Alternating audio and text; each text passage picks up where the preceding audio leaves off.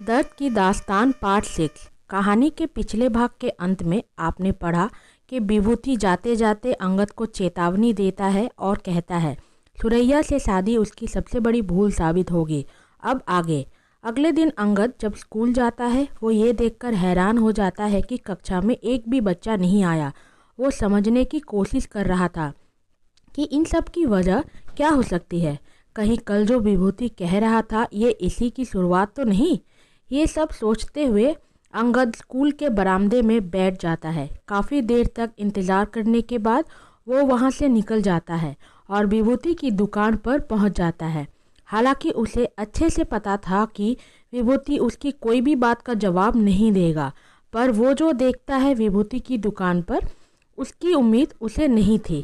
वो देखता है विभूति की दुकान पर आनंद अपने कुछ आदमियों के साथ पहले से ही बैठा चाय पी रहा है। अंगद को देखकर आनंद कहता है, आओ आओ बंधु, अरे विभूति इसे भी चाय दो। विभूति, नहीं, चाय खत्म हो गई है। आनंद, अरे विभूति ऐसे कैसे खत्म हो गई? दुकान में भी चाय खत्म होती है क्या भला? विभूति का रूखा व्यवहार देख अंगद को समझते देर नहीं लगी कि ये सब आनंद का ही प्रभाव है। इसलिए वो वहाँ और नहीं रुका और सीधा सुरैया की दादी के पास चला गया। वो वहाँ परेशान उदास होकर जब पहुँचता है तो सुरैया की दादी उससे पूछती है, का बात है बबुआ, परेशान दिखाते हो? सुरैया से कोनो गलती हो गई का? अंगद, नहीं दादी, सुरैया से कोई भी गलती नहीं हुई। मुझे तो आपसे एक बात पूछनी थी। ये विभूति का मुझे कुछ समझ नहीं आ रहा। अब तक तो वो मुझे सुरैया की सारी कहानी बताता रहा, पर जब से मैंने सुरैया से शादी की है उसके तेवर ही बदल गए हैं। एक तो वो सीधे मुंह मुझसे बात नहीं करता, ऊपर से धमकी और चेतावनी दिए जा रहा है। कुछ समझ नहीं आ रहा है। दादी, बबुआ मैंने तुम्हें पहले ही कहा था कि यहाँ के लोगन पर भरोसा मत करनो, सब दुई मुँहा सांप है। जब तक तुम इनके फायदों के लिए हो तब तक ये तुम्हारी हर बात को मानेंगे, पर जहाँ इन्हें अपनो फायदो ना दिखो वहाँ ये अपन पीठ दिखा देवे है। सुरैया के साथ हमार बिटवा के साथ का हुआ ई कस्बा में सभी को मालूम है, पर फिर भी वो मास्टरवा का आव भगत करनो माँ वो विभूति कोई कमी ना ही करतो है। अगर ओका अपन बेटी सलामत रखने के लिए सुरैया की बलि भी देनो पड़े तो हंसते हंसते कर दे। यही लिए माखन जरा सा भी पसंद ना करतो रहे एके। हम तो यहाँ तक सुने हैं कि ये आनंद को लड़कियाँ भी लाकर देतो है, पर इस बात का सबूत कछु ना है। यही लिए हमार जुबान पर भी ताला है। अंगद, बस अब बहुत हो गया ये चूहे बिल्ली का खेल। अब मुझे पूरा राज जानना ही पड़ेगा और इसके लिए मुझे सबसे पहले सुरैया को ठीक करना पड़ेगा, क्योंकि एक वही है जिसने सब कुछ अपनी आंखों से देखा है। दादी, बबुआ पता नहीं सुरैया कभी ठीक हो भी पाएगो या नहीं, पर जब तक वो पागल है बस तभी तक जिंदा भी है। जिस दिन वो ठीक हो जावेगी ये लोग ओके मार देवेंगे। अंगद, दादी ऐसे कैसे मार देंगे? मेरी सारी योजना बना ली है। मैंने सुना है ऐसे मरीज जिनकी दिमागी हालत किसी घटना की वजह से बिगड़ जाती है, उसके सामने अगर वही घटना दोहराई जाए तो उससे उसके आहत जगह पर वापस से चोट लगती है और वो सामान्य हो जाते हैं। हाँ, ये 100% काम करेगा या नहीं ये तो कह नहीं सकते, पर कोशिश तो करनी ही पड़ेगी। दादी, पर ये सब इतना आसान ना होगा। घटना को फिर ही से दोहराना, और वो भी तब जब वो आनंदवा और विभूति की नज़र तुम्हीं पर है। अंगद, दादी समझ लीजिए सब मैंने तय कर लिया है, बस अब इसे अंजाम तक ले जाना है। एक बार सुरैया ठीक होकर अपनी पूरी कहानी बता दे, फिर ना तो ये आनंद बचेगा और ना विभूति और ना ही उसका कोई जीजा।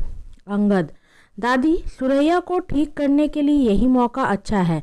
जहाँ आनंद और उसके साथी यही इस कस्बे में है तो मुझे वो मंजर दोबारा तैयार करने में आसान होगा। आपके पास अगर सुरैया के पिता का कोई कपड़ा जो वो हमेशा पहनते थे या फिर वैसा ही मिलता जुलता कुछ हो तो दे दीजिए। दादी, पर वो किस लिए बबुआ? अंगद, जब वही पुराना मंजर होगा, आनंद होगा, महेंद्र और उसके साथी होंगे। तो फिर माखनलाल भी तो होगा ना। दादी, मतलब? अंगद, मतलब दादी, हम उस दिन का मंजर बनाने जा रहे हैं, तो ऐसे में सुरैया के सामने उसके सारे दुश्मन के साथ साथ उसके पिता भी तो होंगे। दादी, पता नहीं बबुआ, हमका तो बहुत डर लग रहा है, बहुत खतरा है इस अम्मा।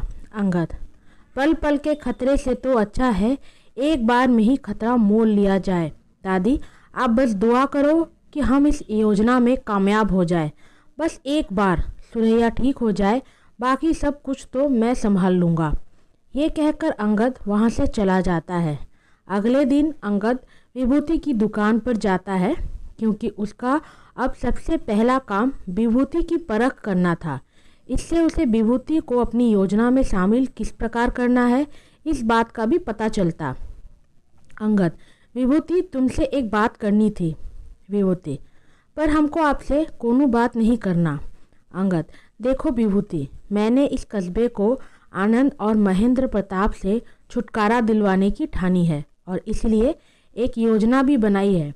मैं जानता हूँ परेशान तो तुम भी इन लोगों से हो और इसलिए मैं जानता हूँ तुम मेरा साथ दोगे।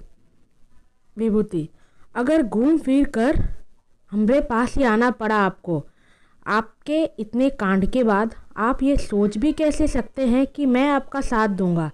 जाइए जाइए, अभी हमरे काम का समय है, फालतू बातों के लिए समय नहीं है हमरे पास। अंगद विभूति की ऐसी बातें की ही उम्मीद कर रहा था, पर फिर भी उसने विभूति को ये सारी बातें बताई, क्योंकि वो जानता था कि विभूति ये सारी बातें जाकर अंगद को बताएगा। खैर, इस तरह के बातों के बाद अंगद वहाँ से चला जाता है, पर वो विभूति पर अपनी नज़र रख रहा होता है। अंगद के जाते ही विभूति दुकान पर एक लड़के को छोड़ अपने गमछे को अपने मुंह में लपेटे छुपते छुपाते कहीं जाने लगता है। अंगद भी उसके पीछे हो लेता है। अगली बार की तरह वो पकड़ा ना जाए, इसलिए वो विभूति से काफ़ी दूरी बनाकर रखता है। अंत में वो देखता है विभूति आनंद से ही मिलने गया था। अब तो अंगद को पूरा यकीन हो गया था कि विभूति आनंद से मिला हुआ है। आनंद से कुछ बातें करके विभूति वहाँ से निकल जाता है। अंगद उससे पहले ही वहाँ से निकल चुका था। अंगद जैसे ही घर पहुँचता है, उसके दरवाजे पर दस्तक हुई। उसे पता था कि कौन होगा। दरवाज़ा खुलते ही विभूति, अरे मास्टर जी, सबके सामने इस तरह बात करने के लिए हमको माफ़ कर दो। वो कहा है ना, सबकी नज़र में ना आए, इसलिए तब हम मना कर दिए, पर हम आपका साथ देंगे। आखिर हम भी चाहते हैं कि वे लोग गांव छोड़कर चले जाएं। आप अपनी योजना बताओ, हम आपके साथ हैं। अंगद, विभूति, चलो अंदर आओ, हमें बाहर कोई सुन ना ले। विभूति, सुरैया कहाँ है? अंगद, पता है, तुम्हें यही बताने तुम्हारे दुकान गया था, पर तुमने कुछ कहने का मौका ही नहीं दिया। अंगद, सुरैया का मैं इलाज करवा रहा हूँ और उसमें काफ़ी सुधार आ गया है। वो अपने साथ हुए हादसे को भी अब बहुत जल्द याद कर लेगी। फिर तो उस अंगद और महेंद्र प्रताप को कोई बचा नहीं सकता। विभूति, क्या सच में सुरैया ठीक हो रही है? अंगद, हाँ, तुम्हें यह बात जानकर अच्छा नहीं लगा?